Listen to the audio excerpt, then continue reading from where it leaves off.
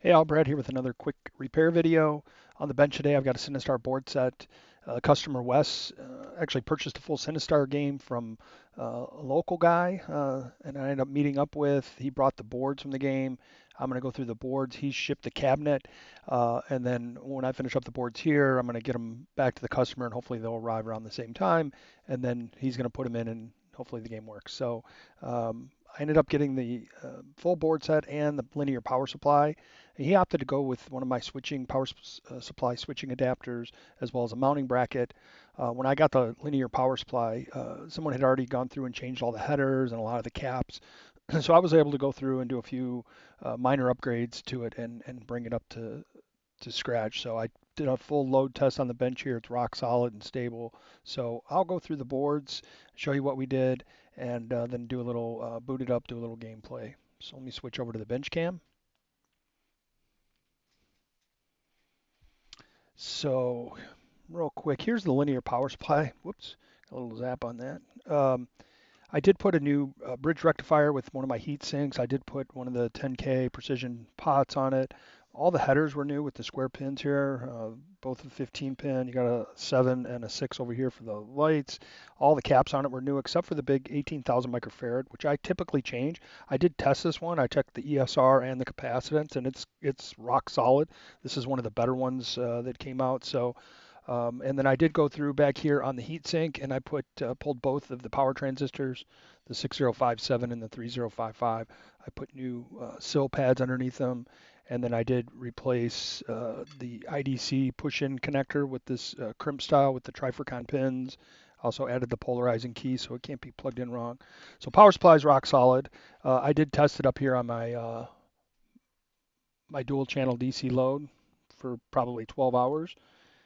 Back here on the soundboard, stripped it down, new bridge rectifier, all new Molex headers, all new electrolytic caps. Changed out a couple here, electrolytics with tantalums that I do. Pulled the labels off and straightened those back up. I did pull the CPU 6808 and the EEPROM and straightened and cleaned the legs. Sinistar does have the speech board, so I pulled the EEPROMs and cleaned those ones up. I did replace a electrolytic aluminum can here with a tantalum, and we've got a new ribbon cable, and I do make these up. It's all 3M parts. Back here on the ROM board, new electrolytics here, new ribbon cable. The guy that had the cab actually had already put some really nice Molex headers with the square pins on, so I went through and did clean up the flux and just take a look at the solder joints, maybe touched a few up, but they were pretty good. I/O board here, put a new ribbon cable, new electrolytic Nichicon cap, new 15-pin header with the square pins, rock solid. CPU, this is a Rev D, which is pretty typical for Sinistar, but sometimes you end up finding Cs and things like that. So Nichicon electrolytic caps here. We got a tantalum for the soft start. Put that in. It's got the square pin Molex headers at all three positions. This board, I also cleaned up the battery holder here and put in a CR2450. Cleaned the whole board up, pulled both decoders and CPU and cleaned and straightened the legs there. And then when I got on the bench to power it up, it had a CMOS here. It was missing the CMOS, so the previous owner definitely was having a problem with the retaining settings. So it was missing the CMOS, but someone had put a socket in. So I touched up the socket, made sure that was all good, put a new Toshiba part in, and upon booting was getting an error, and tracked that down to a 7432 back here that is for the coin door interlock.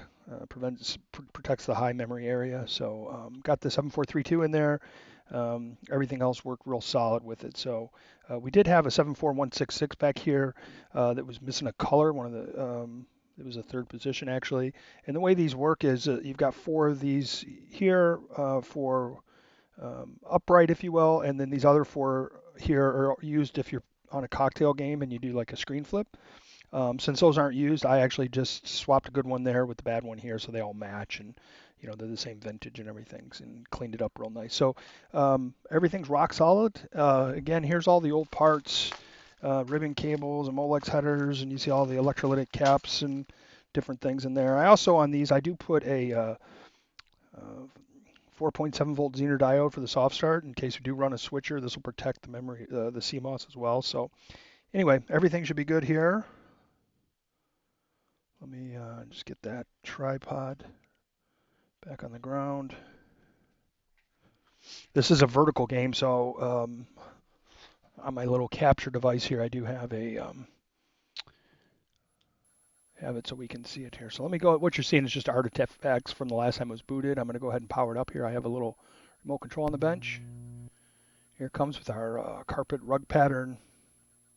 Again, I'm capturing the both the audio and the video for the game digitally. I'm not using like trying filming it like I used to do. So you can see it boots right into a track mode, which tells us that you know, the battery and the CMOS and everything's working well. Let me drop into diagnostics here real quick. All ROM's okay, no RAM errors, no CMOS errors. Test a few sounds. And it just loops.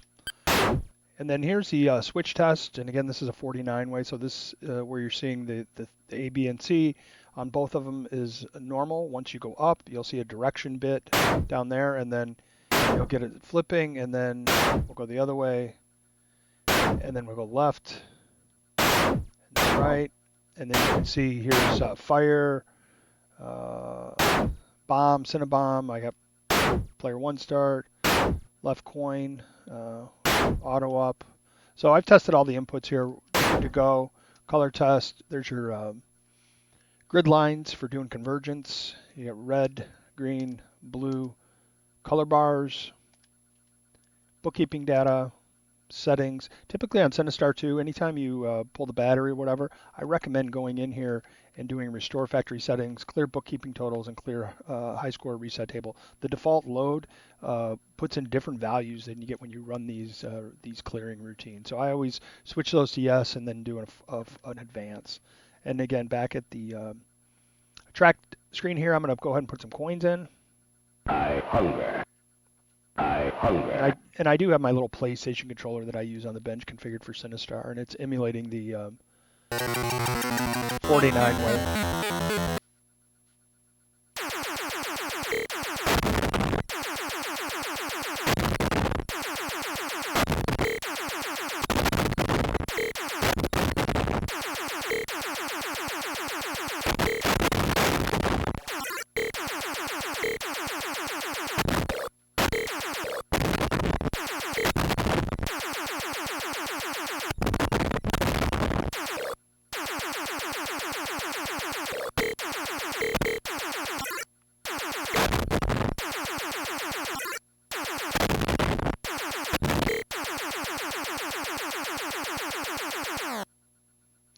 In any case, you can see she's playing fine. I'm going to go ahead and just hit the reset button on here.